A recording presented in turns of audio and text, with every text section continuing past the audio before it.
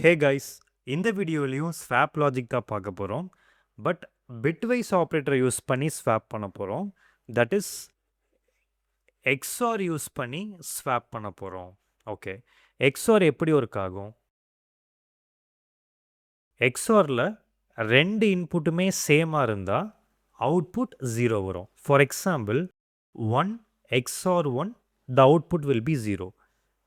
Second property, any number XOR 0 will be the same number. ஓகேங்களா?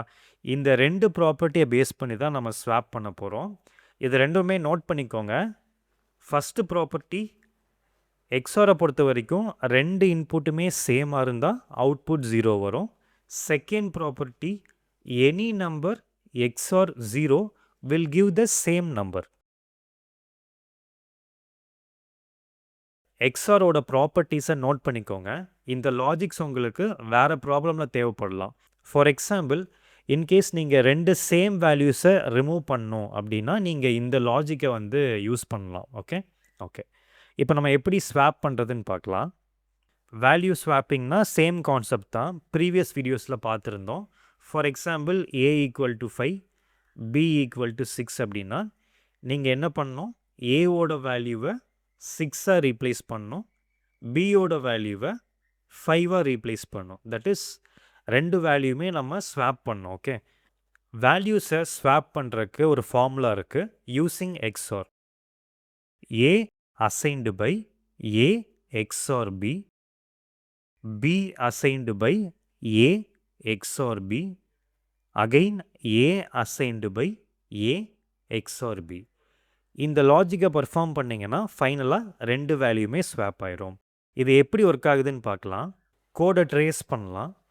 Memory box போட்டுக்கிறேன். Variable A, variable B. Okay, first line பாருங்கள், A assigned by A XOR B. இப்போ நான் solve பண்ண போகிறது இல்லை, இது எப்படி ஒர்க் ஆகும்னு பார்க்கலாம். ஓகே, இப்போ ஏவோட வேல்யூ என்ன? ஏவோட வேல்யூ 5, பியோட வேல்யூ 6. நான் இப்போ என்ன பண்ணுறேன்னா இதை நான் அப்படியே எடுத்துக்கிறேன். That is A assigned by 5 XOR 6.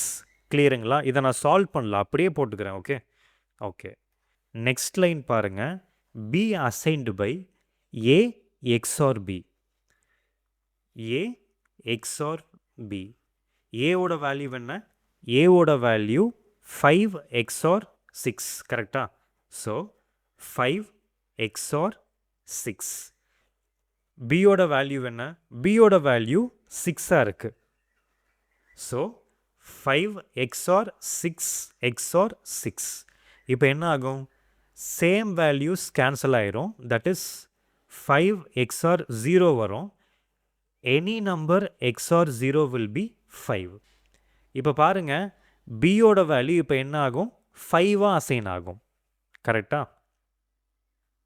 இப்போ என்ன பண்ணுறேன்னா பியோட வேல்யூவை 5 ரீப்ளேஸ் பண்ணுறேன். ஓகே, நெக்ஸ்ட் லைன் போகலாம்.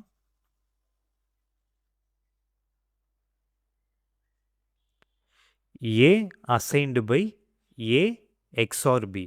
இதையும் அதே மாதிரி சால்வ் பண்ணலாம். A XOR B. ஏவோட வேல்யூ என்ன? ஏவோட வேல்யூ 5 XOR 6. So 5 XOR 6. பியோட வேல்யூ என்ன?